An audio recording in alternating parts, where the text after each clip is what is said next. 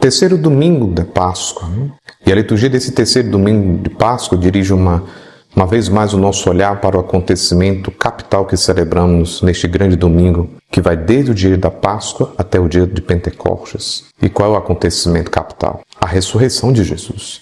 Convida-nos especialmente a descobrir como é que a comunidade cristã deve agir para concretizar no mundo, na vida dos homens, esta obra salvadora de Jesus.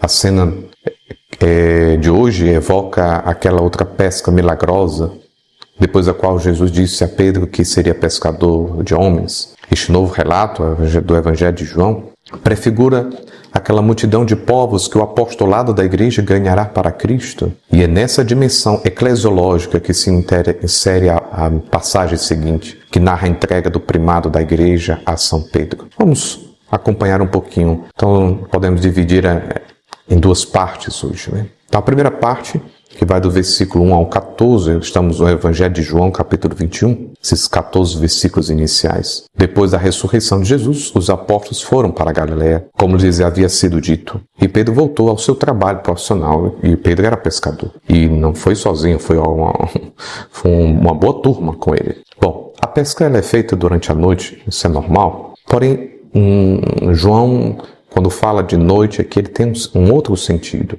A noite aqui é o tempo das trevas, da escuridão, e significa também a ausência de Jesus. Você lembra da vigília pascal? A igreja com as luzes apagadas e você estava esperando a luz do ressuscitado, o fogo novo, o círio pascal? Pronto, é essa a imagem. Vamos lá.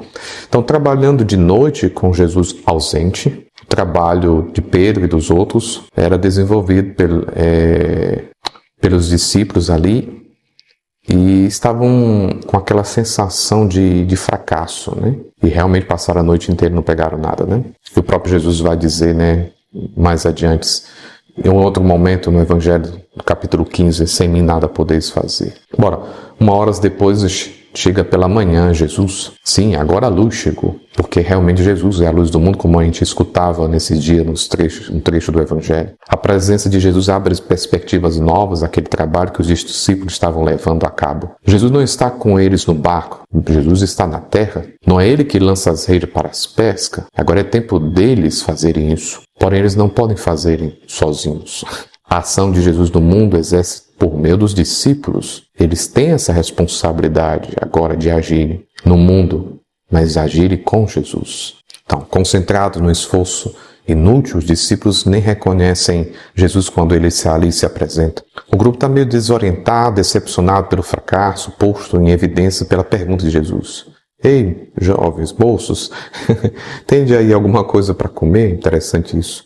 Mas Jesus dá-lhes indicações e as redes enchem-se de peixes. O fruto deve-se à docilidade com que os discípulos seguem as indicações de Jesus. Sugere que o êxito da missão não se deve simplesmente ao esforço humano, mas à sua presença viva, à sua palavra, a palavra do ressuscitado. A surpreendente resultado da pesca faz com que o discípulo reconheça. Este discípulo, o discípulo amado, é aquele que está sempre próximo de Jesus, em sintonia com Jesus e faz de forma intensa a experiência do amor de Jesus. Por isso, só quem faz essa experiência é capaz de ler os sinais que o identificam Jesus, de perceber a sua presença, de perceber os sinais dele, né? Da sua ação na comunidade em missão. E aí tem o tema da refeição. Estamos dentro dessa primeira parte, estamos concluindo. Com Jesus acolhe os discípulos na terra, ali Jesus está assando pães e peixes. A mesa é sempre sinal dessa intimidade, dessa proximidade. E eles sempre reconheciam Jesus no partir do pão, porque era ali que estava a maior profunda intimidade, né? É ali o sinal do amor, do serviço, da solicitude de Jesus pela essa comunidade, que estava meio assim desiludida. Faz alusão à Eucaristia, ao pão vivo que Jesus ofereceu. A vida que ele, todo dia, ele continua a alimentar e a comunidade e que permanece com eles para sempre. Bom, a segunda parte do Evangelho neste domingo traz-nos o diálogo de Pedro com Jesus. Esse diálogo gira à volta de uma pergunta que Jesus faz e que repete 3 vezes. Simão, filho de João, tu me amas? Aparentemente, a pergunta de Jesus está relacionada com a missão que pretende atribuir a Pedro, mas não é só isso, né? Vamos recordar, por exemplo, que durante a paixão Na casa do sumo sacerdote, Pedro por 3 vezes também negara conhecer Jesus.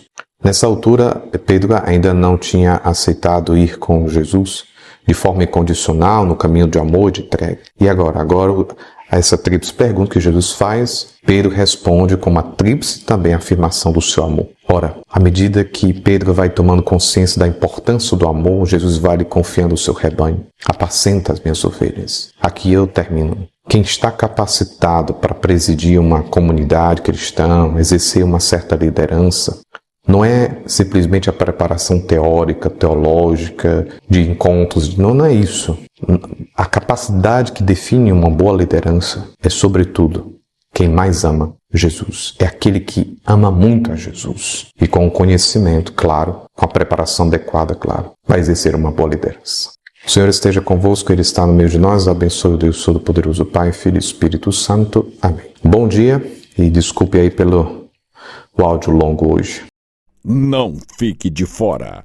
Curta, compartilhe e siga agora mesmo A Voz do Bem de Itapiúna. Acesse avozdobem.com, o site mais popular de Itapiúna e região, sempre com credibilidade e compromisso com a verdade.